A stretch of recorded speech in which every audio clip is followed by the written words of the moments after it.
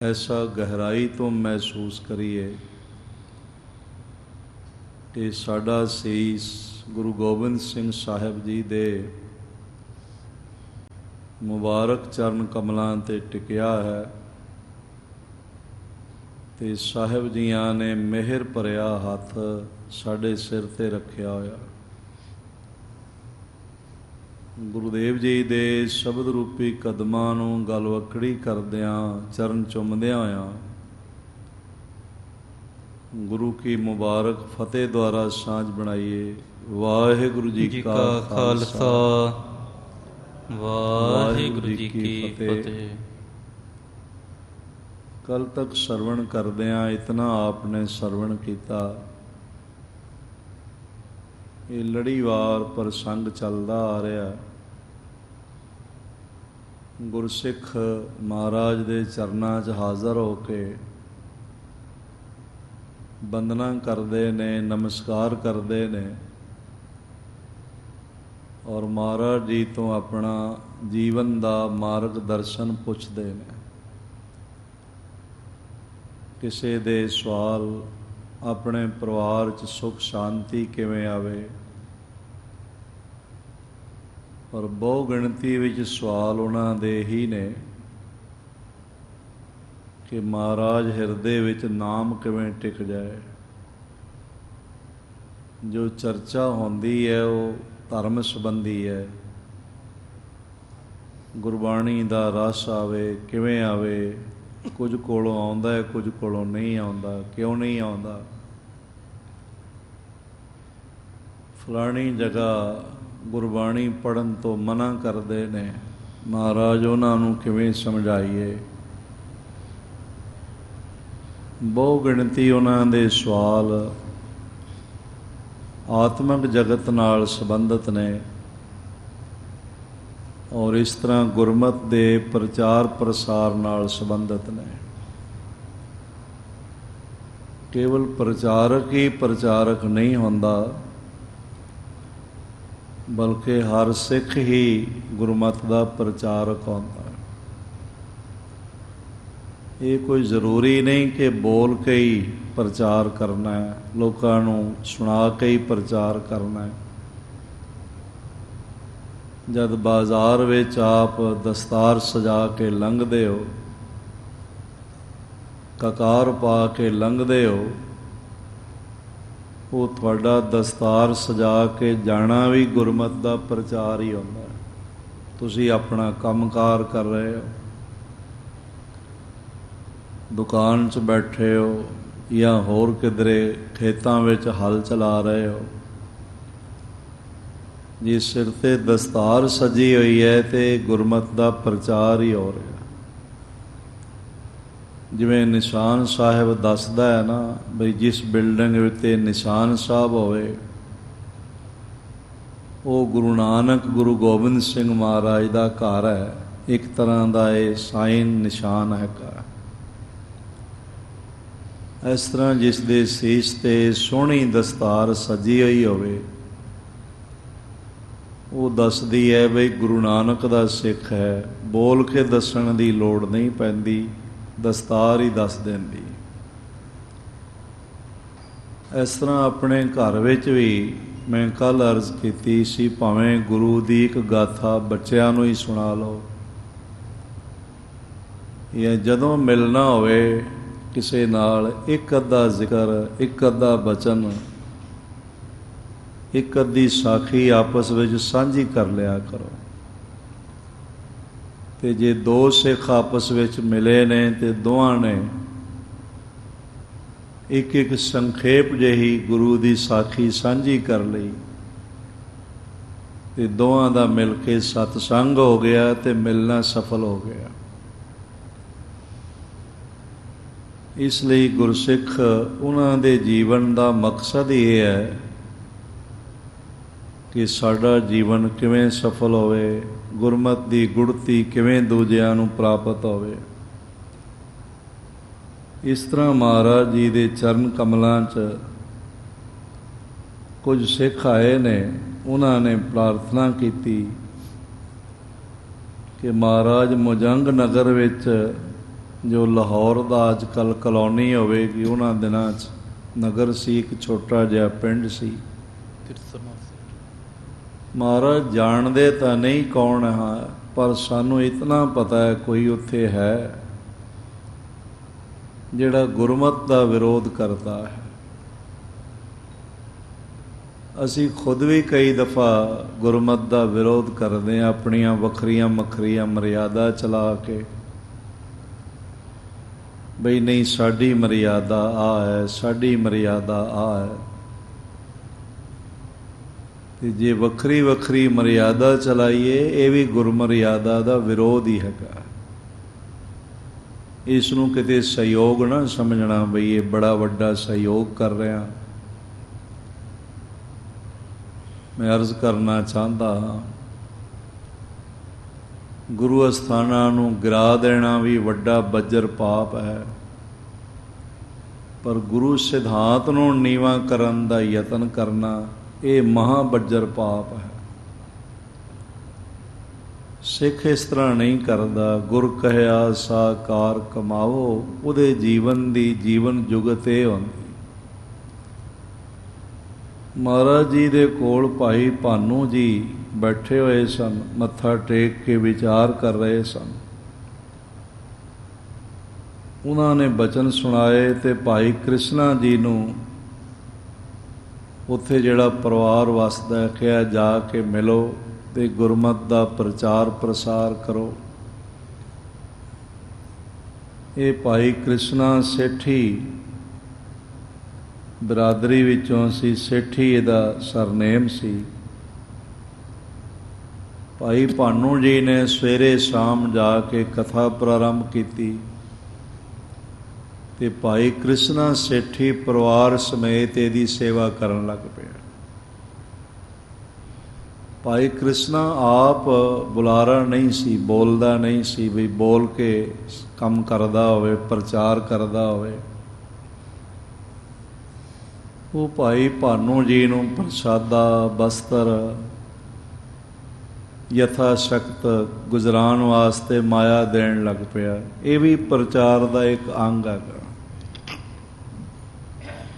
ਬਹੁਤ ਵੱਡੇ ਖਰਚ ਹੁੰਦੇ ਨੇ ਇਹ TV ਚੈਨਲਾਂ ਦੀਆਂ ਪੇਮੈਂਟਾਂ ਔਰ ਹੋਰ ਇਸ ਤਰ੍ਹਾਂ ਦੇ ਬੜੇ ਵੱਡੇ ਖਰਚ ਹੁੰਦੇ ਨੇ। ਜਿਹੜੀਆਂ ਸੰਗਤਾਂ ਆਪਣਾ ਹਿੱਸਾ ਪਾਉਂਦੀਆਂ ਨੇ, ਯੋਗਦਾਨ ਪਾਉਂਦੀਆਂ ਨੇ, ਭਾਵੇਂ ਉਹ ਬੋਲ ਕੇ ਪ੍ਰਚਾਰ ਨਹੀਂ ਕਰ ਸਕਦੀਆਂ, ਪਰ ਇਸ ਤਰ੍ਹਾਂ ਹਿੱਸਾ ਪਾਉਣ ਨਾਲ ਵੀ ਉਹ ਗੁਰੂ ਦਾ ਪ੍ਰਚਾਰ ਹੀ ਕਰਦੀਆਂ। ਅਨੇਕਾਂ ਤਰੀਕਿਆਂ ਨਾਲ ਗੁਰੂ ਦਾ ਪ੍ਰਚਾਰ ਹੁੰਦਾ ਹੈ। ਇਹ ਕਰੋਨਾ ਨਾਮ ਦੀ ਮਹਾਮਾਰੀ 'ਚ ਸਾਰੀ ਦੁਨੀਆ 'ਤੇ ਸਿੱਖ ਮਤ ਦਾ ਪ੍ਰਚਾਰ ਹੋਇਆ।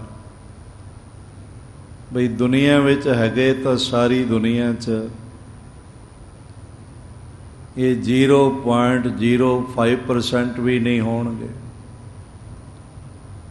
ਪਰ ਸੇਵਾ ਵਿੱਚ ਇਹ 99% ਹੈਗੇ ਨੇ, ਅੱਗੇ ਹੋ ਕੇ ਸੇਵਾ ਕਰਦੇ ਪਏ। ਬਾਬਾ ਦੀਪ ਸਿੰਘ ਜੀ ਦਾ ਇਤਿਹਾਸ ਪੜ੍ਹਿਆ, ਜਿਹੜੇ ਸਿਰ ਤਲੀ 'ਤੇ ਰੱਖ ਕੇ ਗੁਰੂ ਅਸਥਾਨਾਂ ਦੀ ਬੇਹੁਰਮਤੀ ਦੇ ਖਿਲਾਫ ਜੰਗ ਕਰਦੇ ਪਏ ਨੇ। ਤੇ ਹੁਣ ਸਾਰੇ ਜਗਤ ਨੇ ਵੇਖਿਆ ਹੈ ਬਈ ਹਰ ਸਿੱਖ ਹੀ ਬਾਬਾ ਦੀਪ ਸਿੰਘ ਜੀ ਦੀ ਤਰ੍ਹਾਂ ਆਪਣਾ ਜੀਵਨ ਤਲੀ 'ਤੇ ਰੱਖ ਕੇ, ਸੀਸ ਤਲੀ 'ਤੇ ਰੱਖ ਕੇ ਤੇ ਕਿਵੇਂ ਅੱਗੇ ਹੋ ਕੇ ਲੋਕਾਂ ਨੂੰ ਪ੍ਰਸ਼ਾਦਾ, ਲੋਕਾਂ ਨੂੰ ਦਵਾਈਆਂ, ਲੋਕਾਂ ਨੂੰ ਬਸਤਰ ਤੇ ਸਭ ਤੋਂ ਵੱਡਾ ਧੀਰਜ ਦਿੰਦੇ ਪਏ। ਅਮਰੀਕਾ ਦੇ ਕਈ ਸਟੇਟਾਂ ਨੇ ਆਪਣੇ ਝੰਡੇ ਦੇ ਨਾਲ ਨਾਲ ਖਾਲਸਾ ਪੰਥ ਦਾ ਕੇਸਰੀ ਨਿਸ਼ਾਨ ਵੀ ਲਹਿਰਾਇਆ ਹੋਇਆ, ਔਰ ਕਹਿੰਦੇ ਪਏ ਨੇ ਅਸੀਂ ਜਿਤਨੇ ਬਚੇ ਹੋਏ ਹਾਂ ਇਹ ਖਾਲਸੇ ਕਰਕੇ ਬਚੇ ਹੋਏ। ਇਹ ਖਾਲਸੇ ਦੀ ਵਡਿਆਈ ਹੈ, ਪ੍ਰਚਾਰ ਹੀ ਹੈ। ਮੈਂ ਅਰਜ਼ ਕਰਾਂ, ਅਰਬਾਂ ਖਰਬਾਂ ਡਾਲਰ ਖਰਚ ਕੇ ਵੀ ਅਸੀਂ ਇਤਨਾ ਪ੍ਰਚਾਰ ਨਹੀਂ ਕਰ ਸਕਦੇ ਜਿਤਨਾ ਪ੍ਰਚਾਰ ਇਸ ਤਰ੍ਹਾਂ ਥੋੜ੍ਹੀ ਸੇਵਾ ਕਰਕੇ ਹੋ ਜਾਂਦਾ ਹੈ। 10ਵਾਂ ਹਿੱਸਾ ਆਪਣੀ ਕਿਰਤ ਦਾ ਗੁਰੂ ਦਸੌਂਦ ਗੁਰੂ ਨਿਮਿਤ ਭੇਟਾ ਕਰਨ ਨਾਲ ਸਾਰੀ ਦੁਨੀਆ 'ਤੇ ਗੁਰੂ ਨਾਨਕ ਦੀ ਸਿੱਖੀ ਦਾ ਪੰਚਮ ਲਹਿਰਾ ਸਕਦਾ ਹੈ, ਲਹਿਰਾਇਆ ਜਾ ਸਕਦਾ ਹੈ। ਸਿੱਖੀ ਦਾ ਪੰਚਮ ਲਹਿਰਾਉਣ ਤੋਂ ਮੁਰਾਦ ਕਿਤੇ ਕਬਜ਼ਾ ਕਰਨਾ ਨਹੀਂ, ਆਪਣੀ ਹਉਮੈ ਪ੍ਰਗਟ ਕਰਨਾ ਨਹੀਂ। ਇਹਦਾ ਮਤਲਬ ਨਿਰਮਾਣਤਾ, ਮਹਾਨਤਾ ਤੇ ਸਮਾਨਤਾ ਵਿੱਚ ਚੱਲਦਿਆਂ ਹੋਇਆਂ ਗੁਰੂ ਦੀ ਸ਼ਾਨ ਨੂੰ ਬੁਲੰਦ ਕਰਨਾ, ਇਹ ਮਹਾਰਾਜ ਜੀ ਦੀ ਮਿਹਰ ਹੋਵੇ ਤਾਂ ਹੋ ਜਾ। ਇਸ ਢੰਗ ਦੇ ਨਾਲ ਭਾਈ ਭਾਨੂ ਜੀ ਦੀ ਸਹਾਇਤਾ ਪ੍ਰਸ਼ਾਦੇ ਕਰਕੇ, ਬਸਤਰਾਂ ਕਰਕੇ ਔਰ ਧਨ ਕਰਕੇ ਭਾਈ ਕ੍ਰਿਸ਼ਨਾ ਸੇਠੀ ਪਰਿਵਾਰ ਹੈ, ਉਹ ਸੇਵਾ ਵਿੱਚ ਕਰਦੇ ਨੇ। ਉਹਨਾਂ ਦਾ ਪੁੱਤਰ ਵੀ ਆ ਜਾਂਦਾ, ਕਈ ਦਫਾ ਉਹਨਾਂ ਦੇ ਚਰਨਾਂ ਦੀ ਸੇਵਾ ਕਰ ਦਿੰਦਾ। ਭਾਈ ਕ੍ਰਿਸ਼ਨਾ ਜੀ ਬਸਤਰ ਲੈ ਜਾਂਦੇ ਨੇ, ਉਹਨਾਂ ਦੇ ਘਰੋਂ ਬੀਬੀ ਜੀ ਬਸਤਰ ਧੋ ਦਿੰਦੇ, ਪ੍ਰਸ਼ਾਦਾ ਬਣਾ ਦਿੰਦੇ। ਇਸ ਤਰ੍ਹਾਂ ਪਤਨੀ ਪੁੱਤਰ ਸਮੇਤ ਭਾਈ ਕ੍ਰਿਸ਼ਨਾ ਜੀ ਸੇਵਾ ਕਰਦੇ। ਹੁਣ ਦੇਖੋ, ਪ੍ਰਚਾਰ ਪ੍ਰਸਾਰ ਦੀ ਸੇਵਾ ਗੁਰੂ ਅਰਜਨ ਦੇਵ ਜੀ ਨੇ ਮੁਜੰਗ ਪਿੰਡ ਵਿੱਚ ਭਾਈ ਭਾਨੂ ਜੀ ਦੀ ਲਾਈ ਹੈ। ਉਹਨਾਂ ਦਾ ਨਾਮ ਹੋਣਾ ਚਾਹੀਦਾ ਸੀ, ਪਰ ਨਾਲ ਸੇਵਾ ਕਰਨ ਵਾਲੇ ਸੇਵਕ ਦਾ ਨਾਮ ਵੀ ਮੌਜੂਦ ਹੈ। ਪਾਰ ਬ੍ਰਹਮ ਪਰਮੇਸ਼ਰ ਦਾ ਇਹ ਮਤ ਅਮਰ ਹੈ। ਵਾਹਿਗੁਰੂ ਜੀ ਅਮਰ ਹਨ, ਤੇ ਜਿਹੜੇ ਵਾਹਿਗੁਰੂ ਜੀ ਦੇ ਮਤ ਨੂੰ ਪ੍ਰਚਾਰਨ ਪ੍ਰਸਾਰਨ ਵਿੱਚ ਯੋਗਦਾਨ ਪਾਉਂਦੇ ਨੇ, ਉਹ ਵੀ ਅਮਰ ਹੋ ਜਾਂਦੇ। ਉਹਨਾਂ ਦਾ ਵੀ ਨਾਮ ਸੁਨਹਿਰੀ ਅੱਖਰਾਂ ਵਿੱਚ ਆ ਜਾਂਦਾ ਹੈ। ਅਗਲੀ ਕਥਾ ਸਰਵਣ ਕਰੀਏ ਪੇਸ਼ਤਰ। ਇੱਕ ਦਫਾ ਸਾਰੇ ਆਖੋ ਧੰਨ ਗੁਰੂ ਗੋਬਿੰਦ ਸਿੰਘ ਜੀ ਮਹਾਰਾਜ। ਇੱਕ ਵਾਰੀ ਫਿਰ ਆਖੋ ਜੀ, ਧੰਨ ਗੁਰੂ ਗੋਬਿੰਦ ਸਿੰਘ ਜੀ ਮਹਾਰਾਜ। ਹੋਤੇ ਪ੍ਰਭਾਤ ਸ਼ਬਦ ਕੀ ਕਥਾ। ਜਦ ਸਵੇਰਾ ਹੁੰਦਾ ਹੈ, ਪਹਿਲੇ ਸ਼ਬਦ ਦਾ ਜਾਪ ਕਰਦੇ ਨੇ, ਵਾਹਿਗੁਰੂ ਮੰਤਰ ਦਾ ਜਾਪ ਕਰਦੇ ਨੇ। ਬਾਣੀਆਂ ਦਾ ਸ੍ਰੀ ਜਪਜੀ ਸਾਹਿਬ ਆਦਿਕ ਬਾਣੀਆਂ ਦਾ ਪਾਠ ਕਰਦੇ ਨੇ। ਜਾਪ ਸਾਹਿਬ ਅਜੇ ਆਇਆ ਨਹੀਂ ਸੀ, ਉਹ 10ਵੇਂ ਪਾਤਸ਼ਾਹ ਵੇਲੇ ਆਇਆ।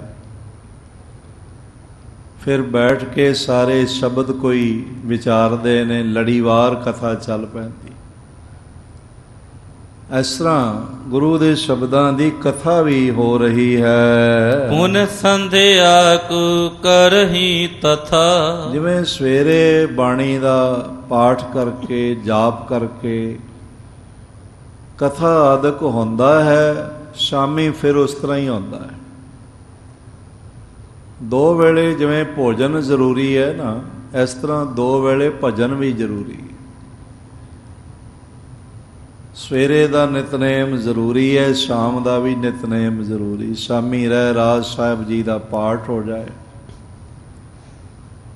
ਸੂਰਜ ਗਰੂਬ ਹੁੰਦਿਆਂ ਹੀ ਇਹ ਬਾਣੀ ਦਾ ਪਾਠ ਸ਼ੁਰੂ ਹੋ ਜਾਏ, ਤੇ ਸੌਣ ਲੱਗਿਆਂ 2 ਮਿੰਟ ਦੀ ਬਾਣੀ ਹੈ ਸੋਹਿਲਾ ਸਾਹਿਬ, ਉਸ ਦਾ ਪਾਠ ਹੋ ਜਾਏ।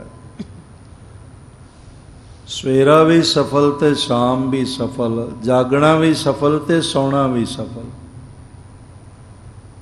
ਇਸ ਤਰ੍ਹਾਂ ਨਿਯਮ ਬਣ ਗਿਆ ਮੁਜੰਗ ਪਿੰਡ ਵਿੱਚ। ਜਿਵੇਂ ਸਵੇਰੇ ਕੀਰਤਨ ਕਥਾ ਨਿਤਨੇਮ ਜਾਪ ਆਉਂਦਾ ਹੈ, ਸ਼ਾਮ ਨੂੰ ਵੀ ਉਸ ਢੰਗ ਨਾਲ ਹੀ ਚੱਲ ਰਿਹਾ ਹੈ। ਹਾਂਜੀ। ਬਾਟ ਅਤੇ ਥਨ ਬੋਹਰ ਕੀਰਤਨ ਮਿਲ ਸਭ ਕਰੈ। ਫਿਰ ਮਿਲ ਕੇ ਗੁਰੂ ਦੀ ਕੀਰਤੀ ਸਾਰੇ ਗਾਉਂਦੇ ਹਨ।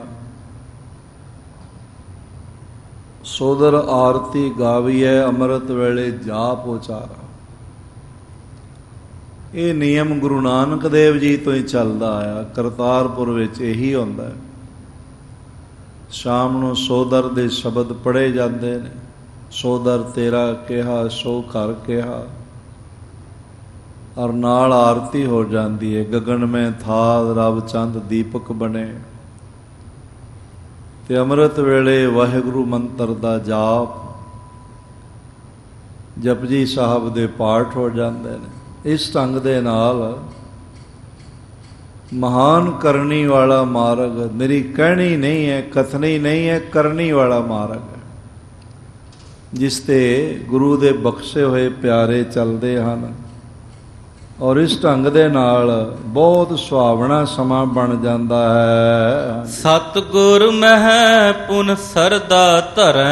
ते वड्डी गल है जदों सवेरा शाम गुरु दा जप होवे, गुरु दी बाणी दा पाठ होवे, गुरु बाणी दी विचार होवे। जिवें खेत नूं वाहीए, ਸਿੰਜੀਏ ते बीजीए ते फिर फसल झोली च पैंदी है ना, सिट्टा निकलदा है। इस तरह फिर गुरु प्रति शरधा मन विच पैदा होंदी है। सवेरे जपीए, शामी जपीए, चलदे फिरदे जपीए।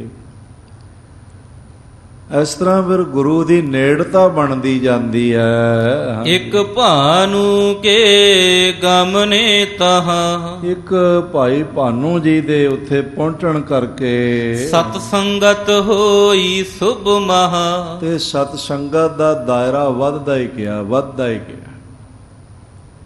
ये जिन्ना वध जाए उन्ना ही सुभाग बनता है। और जिहड़ा वधाण विच सहयोग करे उसका भी सन्मान दरगाह विच आउंदा। मानस क्या विचारा त्यों लोक सुनाए सी, नानक आप निहाल सब कुल तारसी। गुरमत का प्रचार प्रसार करन वाले दियां अनेकां कुलां तर जांदियां, ਉਹਦੀਆਂ ਕੁਲਾਂ ਸਫਲ ਹੋ ਜਾਂਦੀਆਂ ਹਨ। ਬਾਟ ਅਤਿਥਨ ਕਰਹਿ ਆਹਾਰਾ। ਫਿਰ ਲੰਗਰ ਵੀ ਚੱਲਦਾ ਹੈ। ਕੋਈ ਆ ਜਾਏ, ਅਤਿਥੀ ਦਾ ਮਤਲਬ ਹੈ ਜਿਹੜਾ ਪਲਾਨ ਕਰਕੇ ਨਾ ਆਇਆ ਹੋਵੇ, ਤਿਥ ਦੱਸਣ ਤੋਂ ਬਿਨਾਂ ਹੀ ਆ ਗਿਆ ਹੋਵੇ। ਪੁੱਛਿਆ ਨਹੀਂ ਜਾਂਦਾ ਵੀ ਤੇਰਾ ਨਾਮ ਕੀ ਹੈ, ਮਜ਼ਹਬ ਕੀ ਹੈ, ਕਿੱਥੋਂ ਆਇਆ, ਕਿੱਥੇ ਜਾਣਾ, ਕੁਛ ਨਹੀਂ ਪੁੱਛਿਆ ਜਾਂਦਾ। बस ਜਿਹੜਾ आ जाए ਉਹਨੂੰ ਭੋਜਨ ਛਕਾ ਦਿੱਤਾ ਜਾਂਦਾ। ਵੰਡ ਕੇ ਛਕਣਾ ਗੁਰਸਿੱਖ ਦੇ ਜੀਵਨ ਦੀ ਜੀਵਨ ਜੁਗਤ ਹੈ। ਮੰਗ ਕੇ ਨਹੀਂ ਖਾਣਾ, ਵੰਡ ਕੇ ਖਾਣਾ। ਤੇ ਵੰਡ ਕੇ ਤੇ ਤਾਂ ਹੀ ਖਾਧਾ ਜਾ ਸਕਦਾ ਜੇ ਗੁਰੂ ਨੇ ਦਿੱਤਾ ਹੋਵੇ। ਬਲਕਿ ਦੁਸ਼ਮਣ ਵੀ ਹੋਵੇ ਤੇ ਉਸ ਨੂੰ ਵੀ ਬੜੇ ਪ੍ਰੇਮ ਨਾਲ ਲੰਗਰ ਵਿੱਚ ਭੋਜਨ ਕਰਾਇਆ ਜਾਂਦਾ। ਸਾਡਾ ਇਤਿਹਾਸ ਗਵਾਹ ਹੈ, ਜੰਗਲਾਂ ਵਿੱਚ ਸਿੱਖ ਰਹਿੰਦੇ ਸਨ, ਜੰਗਾਂ ਲੜਦੇ ਸਨ। ਆਪਣਾ 18ਵੀਂ ਸਦੀ ਦਾ ਇਤਿਹਾਸ ਪੜ੍ਹ ਕੇ ਦੇਖੋ, 100 ਕੋਸ ਭੱਗੇ ਹੀ ਜੈ ਹੈ। 100 ਕੋਹ ਤੱਕ ਦੌੜਨਾ ਪੈ ਜਾਂਦਾ ਸੀ ਕਈ ਦਫਾ। ਫਿੱਡਾ ਜੈਸਾ ਟੱਟੜੂ ਜੁਲੜੂ ਕਾ ਕਾਠੂ ਪਾਏ, ਨਾਮ ਕੇ ਅਕਾਲੜੂ ਫਿਰੇ ਬੁਰੇ ਹਾਲੜੂ। ਅਕਾਲ ਪੁਰਖ ਦੇ ਨਾਮ ਨਾਲ ਜੁੜੇ ਹੀ ਹੋਏ ਨੇ, ਭਾਵੇਂ ਹਾਲ ਬੁਰੇ ਨੇ ਬਾਹਰੋਂ। ਘੋੜਿਆਂ ਦੀਆਂ ਕਾਠੀਆਂ ਤੇ ਹੀ ਰਹਿਣਾ, ਜੰਗਾਂ ਯੁੱਧਾਂ ਵਿੱਚ ਘੋਲ ਪਏ ਰਹਿਣੇ। ਤੇ ਫਿਰ ਭੋਜਨ ਤਿਆਰ ਜੇ ਹੋ ਜਾਏ, ਲੰਗਰ ਮਿਲ ਜਾਏ, ਫਿਰ ਤਿਆਰ ਕਰਨਾ। ਭਾਵੇਂ 4 ਦਿਨਾਂ ਦੇ ਭੁੱਖੇ ਹੋਣ, ਤਿਆਰ ਕਰਕੇ ਪਹਿਲੇ ਭੋਗ ਜ਼ਰੂਰ ਲਵਾਉਣਾ, ਅਰਦਾਸ ਜ਼ਰੂਰ ਕਰਨਾ। ਜੇ ਨਗਾਰਾ ਹੋਵੇ ਤੇ ਨਗਾਰਾ ਵਜਾਉਣਾ, ਨਹੀਂ ਤੇ ਉੱਚੀ ਜਗ੍ਹਾ ਖੜੇ ਹੋ ਕੇ ਜ਼ੋਰ ਦੀ ਆਵਾਜ਼ ਦੇਣੀ ਬਈ ਗੁਰੂ ਕਾ ਲੰਗਰ ਤਿਆਰ ਹੋ ਗਿਆ, ਆਓ ਛਕ ਲਈਏ। ਜੇ ਕੋਈ ਲਾਗੇ ਹੋਵੇ ਤੇ ਆ ਜਾਏ, ਛਕ ਲੈ। ਦੇਤ ਆਵਾਜ਼ਾ ਭੁੱਖਾ ਕੋਈ, ਆਓ ਛਕੋ ਦੇਗ ਤਿਆਰ ਗੁਰ ਹੋਈ। ਆਵਾਜ਼ ਦਿੰਦੇ ਨੇ ਬਈ ਕੋਈ ਖੁਦਿਆਤਰ ਹੋਵੇ, ਸ਼ੁਦਾਵੰਦ ਹੋਵੇ, ਭੋਜਨ ਦੀ ਲੋੜ ਹੋਵੇ ਤੇ ਆਓ ਛਕ ਲਓ, ਗੁਰੂ ਕਾ ਲੰਗਰ ਤਿਆਰ ਹੋ ਗਿਆ। ਭਾਵੇਂ 2 ਪ੍ਰਸ਼ਾਦੇ ਹੀ ਬਣੇ ਹੋਣ। ਦੇਤ ਆਵਾਜ਼ਾ ਭੁੱਖਾ ਕੋਈ, ਆਓ ਛਕੋ ਦੇਗ ਤਿਆਰ ਗੁਰ ਹੋਈ। ਫਿਰ ਇਤਨੀ ਨਿਰਵੈਰ ਭਾਵਨਾ ਹੈ, ਤਾਹੇ ਸਮੇਂ ਦੁਸ਼ਮਣ ਚੱਲ ਆਵੈ, ਪਰਮ ਮੀਤ ਸਮ ਤਾਹੇ ਛਕਾਵੈ। ਦਰਵਾਜ਼ੇ ਬੰਦ ਕਰਕੇ ਨਹੀਂ ਸਿੱਖ ਖਾਂਦਾ, ਸਿੱਖ ਵੰਡ ਕੇ ਖਾਂਦਾ। ਉਸ ਬਿਖਮ ਦੌਰ ਵਿੱਚ ਭਾਵੇਂ 4 ਦਿਨਾਂ ਦਾ ਸਿੱਖ ਭੁੱਖਾ ਹੋਵੇ ਤੇ ਪ੍ਰਸ਼ਾਦੇ 2 ਹੀ ਬਣੇ ਹੋਣ, ਤੇ ਕੋਈ ਦੁਸ਼ਮਣ ਲਾਗੋਂ ਆਵਾਜ਼ ਸੁਣ ਕੇ ਆ ਜਾਏ ਬਈ ਲੰਗਰ ਬਣਿਆ, ਛਕ ਆਈਏ, ਉਸ ਵੇਲੇ ਜੈਸੇ ਪਰਮ ਮਿੱਤਰ ਆਇਆ ਹੋਵੇ, ਉਹ ਦੋ ਪ੍ਰਸ਼ਾਦੇ ਉਹਨੂੰ ਹੀ ਛਕਾ ਦੇਣੇ, ਆਪ ਫਿਰ ਕੜਾਕੇ ਹੀ ਰਹਿ ਜਾਣ। ਜੇਕਰ ਬਚੇ ਤਾਂ ਆਪ ਖਲੈ ਹੈ, ਨਾਹੇ ਤਾਂ ਲੰਗਰ ਮਸਤ ਬਤੈ। ਵੀ ਅੱਜ ਤਾਂ ਲੰਗਰ ਮਸਤ ਹੋ ਗਿਆ, ਬੜਾ ਸਵਾਦ ਹੋ ਗਿਆ ਲੰਗਰ। ਇਸ ਢੰਗ ਨਾਲ ਜੀਵਨ ਦੀ ਕਰਨੀ ਦੀ ਖੇਡ ਮਹਾਰਾਜ ਦੇ ਘਰ ਦਿਖਾਈ ਪੈਂਦੀ। ਇੱਥੇ ਵੀ ਮੁਜੰਗ ਪਿੰਡ ਵਿੱਚ ਵੀ ਇਹੀ ਹੁੰਦਾ ਹੈ, ਕੋਈ ਆ ਜਾਏ ਲੰਗਰ ਬਣਦਾ ਹੈ, ਭੋਜਨ ਵਰਤਾਇਆ ਜਾਂਦਾ ਹੈ। ਸਤਿਨਾਮ ਕੋ ਸਿਮਰਨ ਧਾਰਾ। ਪਰ ਇਹ ਤਾਂ ਹੀ ਹੋ ਸਕਦਾ ਜੇ ਕੋਈ ਨਾਮ ਨਾਲ ਜੁੜਿਆ ਹੋਵੇ। ਜੇ ਨਾਮ ਨਾਲ ਨਹੀਂ ਜੁੜਿਆ ਫਿਰ ਆਖਣ ਲੱਗ ਪਏਗਾ ਕੱਲ ਵੀ ਖਾਣ ਆ ਗਿਆ ਸੀ, ਅੱਜ ਵੀ ਆ ਗਏ। ਕਈ ਇਹੋ ਜਿਹੇ ਹੁੰਦੇ ਨੇ, ਲੰਗਰ ਵਰਤਦਾ ਗੁਰਦੁਆਰੇ ਦਾ, ਗੁਰੂ ਦਾ, ਤੇ ਉਹ ਕਹਾਵਤ ਕਈਆਂ ਤੇ ਲੱਗ ਜਾਂਦੀ ਹੈ ਵੀ ਦਾਤਾ ਦਾਨ ਕਰੇ ਤੇ ਭੰਡਾਰੀ ਕਾ ਪੇਟ ਦੁਖੇ। ਬਈ ਹਾਏ ਇਹ ਕੀ ਬਣਦਾ ਪਿਆ, ਇਹ ਕੀ ਬਣਦਾ ਪਿਆ। ਮੋਦੀ ਖਾਨੇ ਵਿੱਚ ਮੁਨਸ਼ੀ ਜਿਹੜਾ ਸੀ ਨਾ, ਬੜਾ ਔਖਾ ਹੁੰਦਾ ਸੀ। ਵੰਡਦੇ ਸਨ ਗੁਰੂ ਨਾਨਕ ਤੇ ਦੁਖੀ ਉਹ ਹੋਈ ਜਾਂਦਾ ਸੀ ਵੀ ਹਾਏ ਲੁਟਾ ਦਿੱਤਾ, ਹਾਏ ਲੁਟਾ ਦਿੱਤਾ। ਜਦ ਹਿਸਾਬ ਕੀਤਾ ਤੇ ਮਹਾਰਾਜ ਦੇ 760 ਰੁਪਏ ਚਾਂਦੀ ਦੇ ਵਾਧਾ ਨਿਕਲਾ। ਇਸ ਤਰ੍ਹਾਂ ਹੁੰਦਾ ਹੈ, ਲੋਕਾਂ ਦਾ ਸੁਭਾਅ ਹੈ। ਦੇਣਾ ਆਪ ਕੁਛ ਨਹੀਂ ਤੇ ਦੇਣ ਵਾਲੇ ਦੀ ਨਿੰਦਿਆ ਕਰਨੀ, ਨੀਵਾਂ ਕਹਿਣਾ। ਮਹਾਰਾਜ ਜੀ ਦੇ ਬੋਲ ਨੇ, ਭਗਤ ਜੀ ਕਹਿੰਦੇ ਨੇ, ਆਪ ਨਾ ਦੇਹ ਚਰੂ ਪਰ ਪਾਣੀ, ਤੇ ਨਿੰਦੈ ਜੇ ਗੰਗਾ ਆਣੀ। ਉਹਨਾਂ ਦੀ ਨਿੰਦਾ ਕਰਦੇ ਨੇ ਜਿਨ੍ਹਾਂ ਨੇ ਦਾਨ ਦੇ ਦਰਿਆ ਵਗਾ ਦਿੱਤੇ, ਗਿਆਨ ਦੇ ਦਰਿਆ ਵਗਾ ਦਿੱਤੇ, ਸਨਮਾਨ ਦੇ ਦਰਿਆ ਵਗਾ ਦਿੱਤੇ। ਆਪ ਮਜ਼ਾਲ ਹੈ ਕਿਸੇ ਨੂੰ ਇੱਕ ਚੁਲੀ ਪਾਣੀ ਵੀ ਦੇ ਦੇਣ, ਉਹ ਵੀ ਔਖਾ ਹੋਏਗਾ ਵੀ ਕਿਉਂ ਦੇਈਏ। ਪਾਣੀ ਸਾਡਾ ਹੈ, ਨਹੀਂ ਦਿੰਦਾ ਸੀ ਪਾਣੀ ਵਲੀ ਕੰਧਾਰੀ। ਮਹਾਰਾਜ ਨੇ ਸੋਮਾ ਹੀ ਚਲਾ ਦਿੱਤਾ, ਆਖਿਆ ਲੈ ਤੂੰ ਇੱਕ ਪਿਆਸੇ ਨੂੰ ਨਹੀਂ ਦਿੰਦਾ, ਅਸੀਂ ਅਮਰ ਸੋਮਾ ਚਲਾ ਦਿੰਦੇ ਆ। ਯੁੱਗਾਂ ਤੱਕ ਜਿੰਨੇ ਮਰਜ਼ੀ ਪਿਆਸੇ ਆਉਣ, ਉਹਨਾਂ ਦੀ ਪਿਆਸ ਇੱਥੋਂ ਬੁਝਦੀ ਰਹੇਗੀ। ਉਹ ਪੰਜਾ ਸਾਹਿਬ ਦਾ ਸੋਮਾ ਅੱਜ ਵੀ ਜਾਰੀ। ਸਗੋਂ ਇਸ਼ਨਾਨ ਵੀ ਕਰੋ ਤੇ ਪਾਣੀ ਵੀ ਰੱਜ ਕੇ ਪੀਓ। ਇਹ ਗੁਰੂ ਨਾਨਕ ਨੇ ਦਾਨ ਦਾ, ਬ੍ਰਹਮ ਗਿਆਨ ਦਾ ਸੋਮਾ ਚਲਾਇਆ ਹੋਇਆ। ਸਦੀਆਂ ਤੱਕ, ਯੁੱਗਾਂ ਤੱਕ ਇੱਥੇ ਪੱਥਰ ਚਲਾ ਕੇ ਮਾਰਨ ਵਾਲਿਆਂ ਨੂੰ ਵੀ ਸਨਮਾਨ ਨਾਲ ਭੋਜਨ ਦਿੱਤਾ ਜਾਂਦਾ। ਜਿਨ੍ਹਾਂ ਗਲੀਆਂ ਵਿੱਚ ਕਦੀ ਸਿੱਖਾਂ ਦੀਆਂ ਲਾਸ਼ਾਂ ਦੇ ਢੇਰ ਲਾਏ ਗਏ ਸਨ, ਉਹਨਾਂ ਹੀ ਗਲੀਆਂ ਵਿੱਚ ਸਿੱਖਾਂ ਨੇ ਲੰਗਰਾਂ ਦੇ ਅੰਬਾਰ ਲਾਏ ਹੋਏ ਨੇ। ਲੰਗਰ ਛਕਾ ਰਹੇ, ਦਵਾਈਆਂ ਦੇ ਰਹੇ, ਬਸਤਰ ਦੇ ਰਹੇ। ਤਖਤ ਸ੍ਰੀ ਹਰਿਮੰਦਰ ਜੀ ਪਟਨਾ ਸਾਹਿਬ ਵੱਲੋਂ ਵੀ ਥਾਂ ਪਰ ਥਾਂ, ਜਗ੍ਹਾ ਜਗ੍ਹਾ ਲੋੜਵੰਦਾਂ ਦੀ ਸੇਵਾ ਚੱਲਦੀ ਪਈ ਹੈ। ਪਟਨਾ ਸਾਹਿਬ ਦੀ ਧਰਮ ਪ੍ਰਚਾਰ ਕਮੇਟੀ ਅੱਗੇ ਹੋ ਕੇ ਸੇਵਾ ਕਰਦੀ ਪਈ। ਧੰਨ ਨੇ ਇਹ ਗੁਰਸਿੱਖ, ਇਹਨਾਂ ਗੁਰਸਿੱਖਾਂ ਦੇ ਜੋ ਸੇਵਾ ਕਰਦੇ ਨੇ ਵਰਲਡ ਵਾਈਡ। ਗੁਰੂ ਦੇ ਚਰਨ ਸਮਝ ਕੇ ਇਹਨਾਂ ਦੇ ਚਰਨ ਚੁੰਮ ਲੈਣੇ ਚਾਹੀਦੇ ਨੇ, ਜਿਹੜੇ ਇਸ ਔਖੇ ਵੇਲੇ ਮਨੁੱਖਤਾ ਦੀ ਭੀੜ, ਇਸ ਵੇਲੇ ਇੱਕ ਤਰ੍ਹਾਂ ਨਾਲ ਤੀਸਰਾ ਸੰਸਾਰ ਯੁੱਧ ਚੱਲਦਾ ਪਿਆ, ਥਰਡ ਵਰਲਡ ਵਾਰ ਚੱਲਦੀ ਪਈ ਹੈ, ਤੇ ਉਹਦੇ ਵਿੱਚ ਇਹ ਜੁਝਾਰੂ ਬਣ ਕੇ ਮਨੁੱਖਤਾ ਦੀ ਸੇਵਾ ਕਰਦੇ ਪਏ ਹਨ। ਇਹ ਰੋਜ਼ ਮੁਜੰਗੀ ਵੀ ਇਹ ਚੱਲਦਾ ਪਿਆ। ਕੋਈ ਆ ਜਾਏ ਉਸ ਨੂੰ ਲੰਗਰ ਦੇਣਾ ਰੋਜ਼ ਦਾ ਨਿਤ ਕਰਮ ਬਣ ਗਿਆ। ਲਵਪੁਰ ਮਹਿ ਲੱਧਾ ਉਪਕਾਰੀ। ਇਸੇ ਤਰ੍ਹਾਂ ਲਾਹੌਰ ਨਗਰੀ ਵਿੱਚ ਇਹ ਦੋ ਸ਼ਹਿਰ ਨੇ ਜਿਸ ਨੂੰ ਗੁਰੂ ਗੋਬਿੰਦ ਸਿੰਘ ਮਹਾਰਾਜ ਨੇ ਲਿਖਿਆ ਹੋਇਆ ਵੀ ਲਵਪੁਰ। ਲਵੀ ਸਰਬ ਜੀਤੇ ਖੁਸ਼ੀ ਸਰਬ ਹਾਰੇ। ਦੋ ਭਰਾ ਸਨ, ਲਵ ਤੇ ਕੁਸ਼। ਕਸੂਰ ਸ਼ਹਿਰ ਕੁਸ਼ ਦਾ ਮੰਨਿਆ ਜਾਂਦਾ ਹੈ ਤੇ ਲਾਹੌਰ ਸ਼ਹਿਰ ਲਵ ਦਾ ਮੰਨਿਆ ਜਾਂਦਾ। ਤੇ ਭਾਈ ਸਾਹਿਬ ਨੇ ਇਸ ਲਈ ਬਾਰ-ਬਾਰ ਇਸ ਨੂੰ ਲਵਪੁਰ, ਲਵਪੁਰ, ਲਵਪੁਰ ਆਪਣੇ ਇਤਿਹਾਸ ਲਿਖਦਿਆਂ ਲਿਖਿਆ ਹੋਇਆ ਹੈ। ਇੱਥੇ ਵੀ ਉਹੀ ਸ਼ਬਦ ਵਰਤਦੇ ਨੇ ਵੀ ਲਵਪੁਰ ਵਿੱਚ, ਲਾਹੌਰਪੁਰੀ ਵਿੱਚ ਭਾਈ ਲੱਧਾ ਪਰਉਪਕਾਰੀ ਵੀ ਰਹਿੰਦਾ ਹੈ। ਭਉ ਭਗਤ ਜਿਨ ਬਹੁ ਉਰ ਧਾਰੀ। ਜਿਸ ਨੇ ਆਪਣੇ ਹਿਰਦੇ ਵਿੱਚ ਬਹੁਤ ਭਾਵ ਭਗਤ ਰੱਖੀ ਹੋਈ ਹੈ, ਕਿਸੇ ਦਾ ਕੰਮ ਵਿਗੜੇ ਦੌੜ ਕੇ ਸਵਾਰਦਾ, ਕਿਸੇ ਦਾ ਕੋਈ ਅਪਮਾਨ ਕਰਨ ਲੱਗੇ ਹੋਣ ਨਹੀਂ ਦਿੰਦਾ। ਭਾਈ ਲੱਧਾ ਪਰਉਪਕਾਰੀ ਉਹੀ ਹੈ ਜਿਸ ਨੇ ਸੱਤਾ ਅਤੇ ਬਲਵੰਡ ਜੀ ਨੂੰ ਪਰਉਪਕਾਰ ਕਰਕੇ ਮਹਾਰਾਜ ਕੋਲੋਂ ਬਖਸ਼ਵਾ ਦਿੱਤਾ ਸੀ।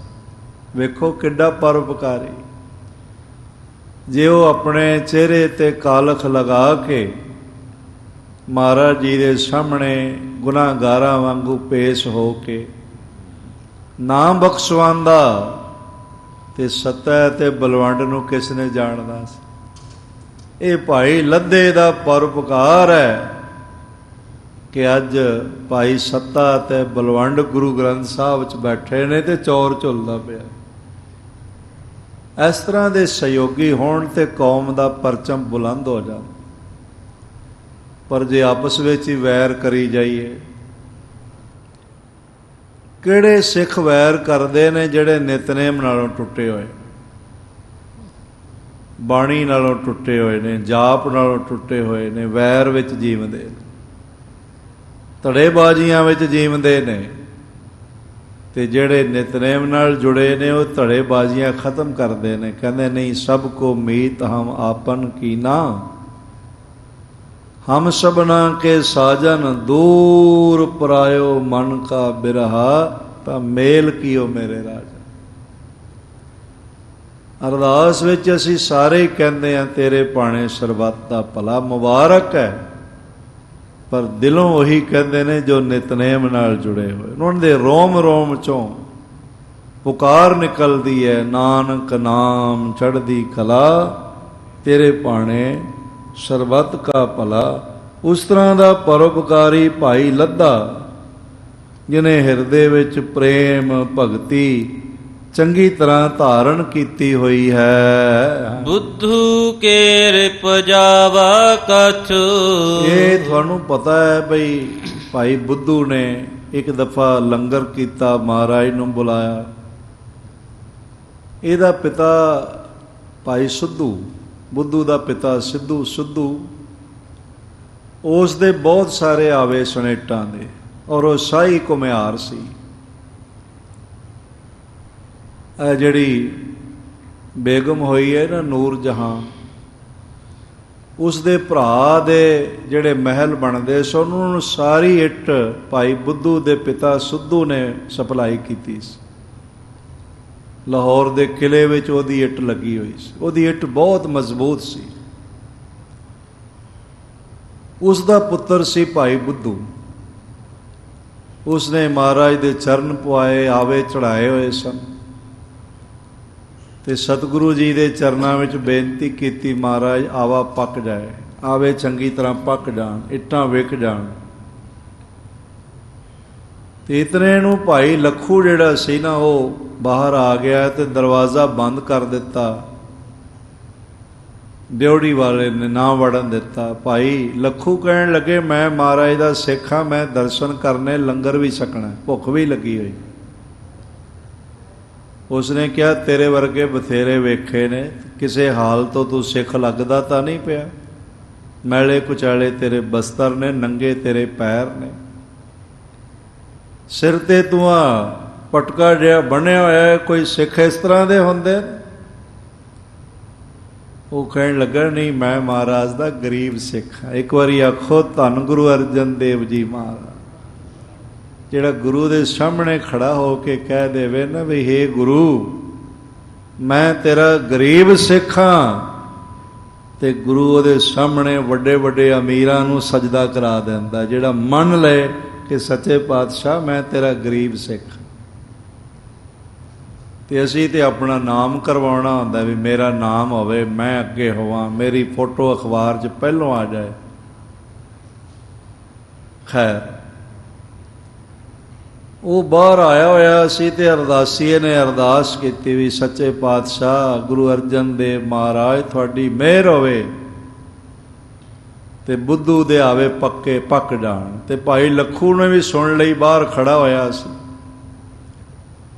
ਉਸ ਨੇ ਉੱਚੀ ਸਾਰੀ ਕਿਹਾ, ਨਹੀਂ ਸੱਚੇ ਪਾਤਸ਼ਾਹ, ਬੁੱਧੂ ਦਾ ਆਵਾ ਕੱਚਾ ਰਹੇਗਾ।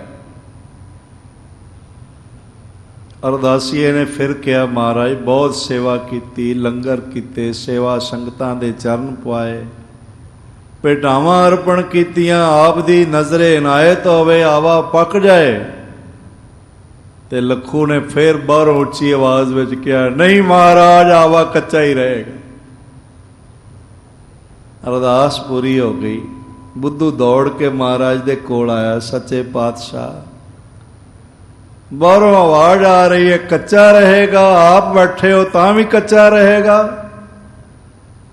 ਮਹਾਰਾਜ ਕਹਿਣ ਲੱਗੇ, ਜਿਨ੍ਹਾਂ ਹਿਰਦਿਆਂ 'ਚ ਮੈਂ ਹੁੰਦਾ ਉਹਨਾਂ ਹਿਰਦਿਆਂ ਦਾ ਮੈਂ ਸਨਮਾਨ ਕਰਦਾ, ਇਸ ਲਈ ਹੁਣ ਆਵਾ ਤਾਂ ਕੱਚਾ ਹੀ ਰਹਿਣਾ। ਲੱਖੂ ਨੇ ਕਹਿ ਦਿੱਤਾ, ਇਹ ਨਹੀਂ ਪੱਕ ਸਕਦਾ। ਜਿਤਨਾ ਮਰਜੀ ਬਾਲਣ ਪਾ, ਕੋਇਲੇ ਪਾ, ਜੋ ਮਰਜੀ ਕਰ, ਬੁੱਧੂਆ ਤੇਰਾ ਆਵਾ ਤੇ ਕੱਚਾ ਹੀ ਰਹਿਣਾ। ਬਹੁਤ ਰੋਇਆ ਮਹਾਰਾਜ, ਮੇਰਾ ਕਸੂਰ ਕੀ ਹੈ? ਬੜਾ ਕਰਜ਼ਾ ਚੜਿਆ ਹੋਇਆ, ਬੜਾ ਮਜ਼ਦੂਰਾਂ ਨੂੰ ਦੇਣਾ, ਖੇਤ ਖਰੀਦ ਕੇ ਮਿੱਟੀ ਬਣਾਉਣੀ ਪੈਂਦੀ ਹੈ, ਬੜਾ ਬਾਲਣ ਬਲਦਾ, ਇੱਟਾਂ ਪੱਥਣ ਲਈ ਬੜੇ ਮਜ਼ਦੂਰ ਲਾਉਣੇ ਪੈਂਦੇ। ਮਹਾਰਾਜ ਮੈਂ ਤਾਂ ਕਰਜ਼ਾਈ ਹੋ ਜਾਵਾਂ। ਸਤਿਗੁਰੂ ਇਹ ਵੀ ਨਹੀਂ ਬਰਦਾਸ਼ਤ ਕਰਦੇ ਵੀ ਸਿੱਖ ਕਰਜ਼ਾਈ ਹੋ ਜਾਏ। ਗੁਰੂ ਆਪਣੇ ਸਿੱਖ ਨੂੰ ਕਰਜ਼ਾਈ ਨਾ ਹੋਣ ਦਿੰਦਾ, ਨਾ ਕਰਜ਼ਾ ਰਹਿਣ ਦਿੰਦਾ। ਮੈਨੂੰ ਕਈਆਂ ਦੇ ਫੋਨ ਆ ਜਾਂਦੇ ਨੇ ਵੀ ਬੜਾ ਕਰਜ਼ਾ ਚੜਿਆ ਹੋਇਆ, ਤੇ ਮੈਂ ਸਾਰਿਆਂ ਨੂੰ ਕਹਿਣਾ, ਜਿਨ੍ਹਾਂ ਜਿਨ੍ਹਾਂ ਤੇ ਵੀ ਕਰਜ਼ਾ ਚੜਿਆ ਹੋਇਆ ਧਿਆਨ ਨਾਲ ਸੁਣ ਲਓ। ਇੱਕ ਤਾਂ ਚੱਲਦੇ ਫਿਰਦੇ ਮਹਾਮੰਤਰ ਗੁਰਮੰਤਰ ਦਾ ਜਾਪ ਸ਼ੁਰੂ ਕਰੋ, ਕੋਈ ਬਾਣੀ ਦਾ ਪਾਠ ਕਰ ਲਓ, ਜਪਜੀ ਸਾਹਿਬ ਕਰਦੇ ਰਹੋ, ਲਗਾਤਾਰ ਹੀ ਕਰਦੇ ਰਹੋ, ਚੌਪਈ ਸਾਹਿਬ ਕਰਦੇ ਰਹੋ। ਜਿਸ ਜਿਸ ਨੂੰ ਜੋ ਜੋ ਬਾਣੀ ਯਾਦ ਹੈ ਕਰਨੀ ਸ਼ੁਰੂ ਕਰ ਦਿਓ। ਅੰਮ੍ਰਿਤ ਵੇਲੇ ਦਾ ਸੌਣਾ ਸ਼ੁਰੂ ਕਰ, ਜਾਗਣਾ ਸ਼ੁਰੂ ਕਰ ਦਿਓ, ਸੌਣਾ ਤਿਆਗ ਦਿਓ ਤੇ ਇਮਾਨਦਾਰੀ ਦੀ ਮਿਹਨਤ ਕਰੋ। ਦੇਖੋ ਕੁਝ ਸਮੇਂ 'ਚ ਹੀ ਗੁਰੂ ਖੇਡ ਵਰਤਾ ਦੇਵੇਗਾ ਤੇ ਅਸੀਂ ਕਰਜ਼ਾ ਮੁਕਤ ਹੋ ਜਾਵਾਂਗੇ। ਬੜਿਆਂ ਨੂੰ ਗੁਰੂ ਨੇ ਕਰਜ਼ ਮੁਕਤ ਕਰ ਦਿੱਤਾ, ਹੀ ਜੁਗਤ ਹੈ। ਮਹਾਰਾਜ ਕਹਿਣ ਲੱਗੇ, ਆਵਾ ਤਾਂ ਬੁੱਧੂਆ ਹੁਣ ਕੱਚਾ ਹੀ ਰਹਿਣਾ। ਸਿੱਖ ਨੇ ਕਹਿ ਦਿੱਤਾ, ਜੋ ਦੀਸੈ ਗੁਰ ਸਿੱਖੜਾ ਤਿਸ ਨਿਵ ਨਿਵ ਲਾਗੋਂ ਪਾਏ ਜੀਓ। ਆਵਾ ਤਾਂ ਨਹੀਂ ਪੱਕ ਸਕਦਾ। ਮਹਾਰਾਜ ਮੇਰਾ ਕਰਜ਼ਾ ਕਿਵੇਂ ਲੱਥੇਗਾ? ਸਾਹਿਬ ਕਹਿਣ ਲੱਗੇ, ਕੋਈ ਗੱਲ ਨਹੀਂ, ਤੇਰਾ ਰਹੇਗਾ ਤੇ ਕੱਚਾ ਹੀ, ਪਰ ਪੱਕਿਆਂ ਦੇ ਭਾਅ ਵਿਕ ਜਾਏਗਾ। ਇੱਕ ਵਾਰੀ ਆਖੋ, ਧੰਨ ਗੁਰੂ ਅਰਜਨ ਦੇਵ ਜੀ ਮਹਾਰਾਜ। ਕੱਚਿਆਂ ਨੂੰ ਪੱਕਿਆਂ ਦੇ ਭਾਅ ਵਿੱਚ ਵਿਕਾ ਦੇਣ ਵਾਲਾ ਅਗਰ ਸੰਸਾਰ ਤੇ ਕੋਈ ਆਇਆ ਹੈ ਤੇ ਉਸ ਮਹਾਨ ਪੁਰਖ ਦਾ ਨਾਮ ਹੈ ਧੰਨ ਗੁਰੂ ਨਾਨਕ, ਗੁਰੂ ਗੋਬਿੰਦ ਸਿੰਘ ਜੀ ਮਹਾਰਾਜ। ਸਾਧ ਸੰਗਤ, ਅਸੀਂ ਬੜੇ ਕੱਚੇ ਹੈਗੇ, ਪਰ ਗੁਰੂ ਸਾਡੀ ਕਦਰ ਪੱਕਿਆਂ ਵਰਗੀ ਪਵਾ ਲੈ। ਬਹੁਤ ਕੱਚੇ। ਦਿਲੋਂ ਮੁਹੱਬਤ ਜਿਨ ਸਹੀ ਸੱਚਿਆ, ਜਿਨ ਮਨ ਹੋਰ ਮੁਖ ਹੋਰ ਸੇ ਕਾਂਢੇ ਕੱਚਿਆ। ਜਦੋਂ ਤੁਸੀਂ ਉੱਪਰੋਂ ਕਿਸੇ ਦੀ ਤਾਰੀਫ ਦੇ ਬੋਲ ਕਹਿੰਦੇ ਹੋ ਪਰ ਅੰਦਰ ਕੈਂਚੀ ਚਲਾਉਂਦੇ ਆ, ਉਸ ਵੇਲੇ ਅਸੀਂ ਕੱਚਿਆਂ ਵਿੱਚ ਸ਼ਾਮਲ ਹੋ ਜਾਂਦੇ ਹਾਂ। ਜਿਨ ਮਨ ਹੋਰ ਮੁਖ ਹੋਰ ਸੇ ਕਾਂਢੇ ਕੱਚਿਆ। ਹਾਂ, ਕਿਸੇ ਨਾਲ ਕੋਈ ਵਿਰੋਧ ਹੈ, ਕਿਸੇ ਨਾਲ ਕੋਈ ਲੱਗਦਾ ਵੀ ਗਲਤ ਹੋਇਆ, ਸਾਹਮਣੇ ਗੱਲ ਕਰ ਲਓ, ਕੱਚੇ ਨਹੀਂ ਬਣੋਗੇ। ਪਰ ਜੇ ਕੁੰਤਰਬਾਜ਼ੀਆਂ ਕਰਾਂਗੇ ਫਿਰ ਕੱਚੇ ਬਣ ਜਾਵਾਂਗੇ। ਦਿਲੋਂ ਮੁਹੱਬਤ ਜਿਨ ਸਹੀ ਸੱਚਿਆ, ਜਿਨ ਮਨ ਹੋਰ ਮੁਖ ਹੋਰ ਸੇ ਕੰਢੇ ਕੱਚਿਆ। ਤੇ ਜਿਹੜੇ ਪੱਕੇ ਨੇ, ਜੋ ਉਹਨਾਂ ਬਾਰੇ ਵੀ ਪੁੱਛਣਾ ਹੋਵੇ ਤਾਂ ਸਾਹਿਬ ਕਹਿੰਦੇ, ਮਨ ਸਾਚਾ ਮੁਖ ਸਾਚਾ ਸੋਏ, ਅਵਰ ਨ ਪੇਖੈ ਏਕਸ ਬਿਨ ਕੋਏ। ਨਾਨਕ ਇਹ ਲੱਛਣ ਬ੍ਰਹਮ ਗਿਆਨੀ ਹੋਏ। ਉਹ ਪੱਕ ਗਏ, ਉਹਨਾਂ ਦੀ ਪ੍ਰੀਤ ਪੱਕੀ ਹੋ ਗਈ। ਤੇ ਮਹਾਰਾਜ ਕਹਿੰਦੇ, ਜਿਹੜੇ ਕੱਚੇ ਨੇ ਇਹਨਾਂ ਨਾਲੋਂ ਆਪਣਾ ਸੰਬੰਧ ਹੀ ਤੋੜ ਲੈ। ਨਾਨਕ ਕਚੜਿਆਂ ਸਿਓ ਤੋੜ, ਢੂੰਡ ਸੰਤ ਸੱਜਣ ਪੱਕਿਆ, ਓਏ ਜੀਵਨ ਦੇ ਵਿਛੜੇ, ਓਏ ਮੋਇਆ ਨਾ ਜਾਏ ਛੋੜ। ਮਹਾਰਾਜ ਕਹਿਣ ਲੱਗੇ ਹੈ ਤਾਂ ਕਚਾਵਾ ਰਹੇਗਾ, ਪਰ ਪੱਕਿਆਂ ਦੇ ਭਾਅ ਵਿਕ ਜਾਏਗਾ। ਮਹਾਰਾਜ ਜੀ ਨੇ ਬਚਨ ਕੀਤਾ। ਭਾਈ ਲੱਦਾ ਪਰਉਪਕਾਰੀ ਨੇ ਸੋਚਿਆ ਵੀ ਕਿਉਂ ਨਾ ਮਹਾਰਾਜ ਦੀ ਪ੍ਰੇਰਨਾ ਹੈ, ਕਿਉਂ ਨਾ ਇਹਦਾ ਜਿਹੜਾ ਬਚਨ ਸਰਾਪਨੁਮਾ ਹੈ ਬਖਸ਼ਵਾ ਦੇਈਏ, ਸਰਵਣ ਕਰੀਏ। ਹਾਂਜੀ, ਦਰ ਪਰ ਲਖੂ ਸਰਾਪ ਉਬਾਚੋ। ਉਸ ਨੂੰ ਪਤਾ ਸੀ ਬਈ ਸਰਾਪਨੁਮਾ ਬੋਲ ਭਾਈ ਲੱਖੂ ਨੇ ਕਹਿ ਦਿੱਤੇ। ਦਰਅਸਲ ਇਹ ਸਰਾਪ ਨਹੀਂ ਹੈਗਾ, ਇਹ ਵੀ ਆਪਣੇ ਗੁਰੂ ਤੇ ਦਾਵਾ ਹੀ ਹੈਗਾ। ਸਿੱਖ ਦਾ ਗੁਰੂ ਦੇ ਚਰਨਾਂ ਤੇ ਦਾਵਾ ਹੁੰਦਾ, ਮਾਣ ਕਰੋ ਤੁਧ ਉਪਰੇ ਮੇਰੇ ਪ੍ਰੀਤਮ ਪਿਆਰੇ। ਹੋਰ ਕਿਤੇ ਦਾਵਾ ਨਾ ਕਰੋ, ਦਾਵੇ ਦਾਜਨ ਹੋਤ ਹੈ। ਆਪਣੇ ਗੁਰੂ ਤੇ ਦਾਵਾ ਕਰ ਲਵੇ, ਮੇਰਾ ਗੁਰੂ, ਕਹੋ ਨਾਨਕ ਮੇਰਾ ਗੁਰ ਸਮਰੱਥਾ। ਗੁਰੂ ਤੇ ਦਾਵਾ ਸੀ, ਇਸ ਲਈ ਦਾਵੇ ਨਾਲ ਕਹਿ ਦਿੱਤਾ ਵੀ ਮਹਾਰਾਜ ਤੇਰਾ ਗਰੀਬ ਸਿੱਖ ਬਾਹਰ ਰੁਲ ਰਿਹਾ, ਦਰਵਾਜ਼ੇ ਬੰਦ ਕੀਤੇ ਨੇ, ਇਸ ਲਈ ਆਵਾ ਨਹੀਂ ਪੱਕਣ ਦੇਣ। ਤੇ ਸਾਧ ਸੰਗਤ ਗੁਰੂ ਵੀ ਤੇ ਸਿੱਖਾਂ ਦਾ ਮਾਣ ਰੱਖਦਾ ਹੈ। ਜੇ ਸਿੱਖ ਗੁਰੂ ਤੇ ਮਾਣ ਕਰਦਾ ਹੈ, ਦਾਵਾ ਕਰਦਾ ਹੈ, ਜਿਉਂ ਬਾਰਿਕ ਪਿਤਾ ਉੱਪਰ ਕਰੇ ਬਹੁ ਮਾਣ, ਇਸ ਤਰ੍ਹਾਂ ਮਾਣ ਕਰਦਾ ਹੈ, ਤੇ ਫਿਰ ਗੁਰੂ ਵੀ ਸਿੱਖ ਦਾ ਮਾਣ ਰੱਖ ਲੈਂਦਾ ਹੈ। ਜੋ ਸ਼ਰਨ ਆਵੇ ਤਿਸ ਕੰਠ ਲਾਵੇ, ਇਹ ਬਿਰਧ ਸੁਆਮੀ ਸੰਦਾ। ਜੋ ਸਿੱਖ ਗੁਰੂ ਚਰਨਾਂ 'ਚ ਅਰਦਾਸ ਕਰੇ, ਗੁਰੂ ਆਪ ਸੁਣ ਲੈਂਦਾ ਵੀ ਮੇਰੇ ਤੇ ਮਾਣ ਕਰਦਾ ਤੇ ਮੈਂ ਇਹਦਾ ਮਾਣ ਰੱਖਣਾ, ਮਾਣ ਨੀਵਾ ਨਹੀਂ ਹੋਣ ਦਿੰਦਾ। ਇਸ ਢੰਗ ਦੇ ਨਾਲ ਉਸਨੇ ਸੋਚਿਆ ਵੀ ਜਿਹੜਾ ਇਸਨੇ ਸਰਾਪਨੁਮਾ ਬਚਨ ਆਖਿਆ ਹੈ, ਸ੍ਰੀ ਗੁਰ ਪ੍ਰੇਰਿਓ ਲੱਦਾ ਗਇਓ। ਮਹਾਰਾਜ ਜੀ ਦੀ ਪ੍ਰੇਰਨਾ ਪ੍ਰਾਪਤ ਹੋਈ ਤੇ ਭਾਈ ਲੱਦਾ ਪਰਉਪਕਾਰੀ ਭਾਈ ਲੱਖੂ ਕੋਲ ਆ ਗਿਆ। ਲੱਖੂ ਕੋ ਪ੍ਰਸੰਨ ਕਰ ਲਿਓ। ਤੇ ਲੱਖੂ ਬਹੁਤ ਖੁਸ਼ ਹੋਇਆ ਬਈ ਭਾਈ ਲੱਦਾ ਆਇਆ। ਇਹ ਹੈ ਨਾ ਗੁਰਸਿੱਖ ਨੂੰ ਮਿਲ ਕੇ ਖੁਸ਼ ਹੁੰਦਾ। ਇੱਕ ਗੁਰਸਿੱਖ ਦਾ ਸੋਹਣਾ ਮਕਾਨ ਬਣ ਜਾਏ ਤੇ ਦੂਜਾ ਗੁਰਸਿੱਖ ਉਸ ਨੂੰ ਵੇਖ ਕੇ ਖੁਸ਼ ਹੁੰਦਾ। ਸਿੱਖ ਬਾਣੀ ਨਾਲ ਜੁੜਿਆ ਹੋਵੇ ਤਾਂ ਬੜੀ ਚੜ੍ਹਦੀ ਕਲਾ ਹੁੰਦੀ। ਮਜ਼ਾਲ ਹੈ ਉਹਦੇ ਕਾਰੋਬਾਰ ਵਿੱਚ ਕੋਈ ਰੁਕਾਵਟ ਪੈਂਦੀ ਹੋਵੇ। ਇੱਧਰ ਬੰਗਾਲ ਵਿੱਚ ਇੱਕ ਨਗਰ ਹੈਗਾ ਓਖੜਾ, ਰਾਣੀਗੰਜ ਅੰਡਾਲ ਤੋਂ ਖੱਬੇ ਪਾਸੇ ਨੂੰ ਆਸਨਸੋਲ ਤੋਂ ਜਾਈਏ ਤੇ ਮੁੜੀਦਾ, ਤੇ ਓਖੜਾ ਕਿਸੇ ਵੇਲੇ ਰਿਆਸਤ ਹੁੰਦੀ ਸੀ। ਉੱਥੇ ਮੈਂ ਕੁਝ ਸਮਾਂ ਗੁਰਦੁਆਰਾ ਸਾਹਿਬ ਸੇਵਾ ਕਰਦਾ ਰਿਹਾ, ਤੇ ਦੋ ਭਰਾ ਭਾਈ ਹਰਭਜਨ ਸਿੰਘ ਤੇ ਕਰਨੈਲ ਸਿੰਘ, ਉਹਨਾਂ ਦੇ ਨਾਮ, ਗੁਰੂ ਨਾਨਕ ਕਲੌਥ ਸਟੋਰ ਉਹਨਾਂ ਦੀ ਦੁਕਾਨ, main market Gandhi, Mahatma Gandhi road Okhla. ਮੈਂ ਸਾਉਣਾ ਮੈਨੂੰ ਕਿਹਾ ਹੋਇਆ ਸੀ ਵੀ ਭਾਈ ਸਾਹਿਬ ਕੋਈ ਚੀਜ਼ ਦੀ ਲੋੜ ਪਏ ਤੇ ਝਿਜਕਣਾ ਨਹੀਂ, ਸਿੱਧਾ ਆ ਜਾਣਾ, ਗੁਰੂ ਦੇ ਭੰਡਾਰੇ ਚੋਂ ਲੈ ਆਉਣੀ। ਗੁਰੂ ਦਾ ਖਜ਼ਾਨਾ ਹੀ ਕਹਿੰਦੇ ਸੀ, ਦਸਵੰਧ ਵੱਖਰਾ ਰੱਖੀ ਜਾਣਾ। ਮੈਂ ਕਈ ਦਫਾ ਢਿੱਲਾ ਹੋਣਾ ਤੇ ਉਹਨਾਂ ਸਵੇਰੇ ਆ ਕੇ ਨਿਤਨੇਮ ਵੀ ਕਰ ਜਾਣਾ, ਬਸ ਉਹਨਾਂ ਨੂੰ ਦੱਸਣ ਦੀ ਲੋੜ ਹੁੰਦੀ ਸੀ। ਮੈਂ ਸ਼ਾਮ ਨੂੰ ਗਿਆ ਤੇ ਬੜੀ ਭੀੜ ਲੱਗੀ ਹੋਈ ਦੁਕਾਨ ਤੇ, ਲੰਬੀ ਦੁਕਾਨ ਸੀ ਉਹਨਾਂ ਦੀ ਪਿੱਛੋਂ ਤੱਕ। ਤੇ ਮੈਂ ਉਹ ਗਾਹਕਾਂ ਨੂੰ ਪੁੱਛਿਆ ਵੀ ਕੀ ਹੈਗਾ, ਤਾਂ ਮੈਨੂੰ ਕਹਿਣ ਲੱਗੇ ਵੀ ਚੁੱਪ ਥਾਕਣ ਸਰਦਾਰ ਜੀ ਪੂਜੋ ਕੁਰਛੇ, ਬਈ ਸਰਦਾਰ ਜੀ ਪੂਜਾ ਕਰ ਰਹੇ ਨੇ। ਤੇ ਮੈਂ ਕਾਊਂਟਰ ਉੱਚਾ ਸੀ, ਉੱਪਰ ਚੜ੍ਹ ਕੇ ਦੇਖਿਆ ਤੇ ਦੋਵੇਂ ਭਰਾ ਰਹਿਰਾਸ ਸਾਹਿਬ ਦਾ ਪਾਠ ਕਰ ਰਹੇ। ਉਹਨਾਂ ਪਾਠ ਕੀਤੀ, ਅਰਦਾਸ ਕੀਤੀ, ਬੜੇ ਖੁਸ਼ ਹੋਏ ਵੀ ਮਹਾਰਾਜ ਨੇ ਤੁਹਾਨੂੰ ਭੇਜ ਦਿੱਤਾ, ਦਰਸ਼ਨ ਹੋ ਗਏ, ਬੜੇ ਖੁਸ਼ ਹੋਏ।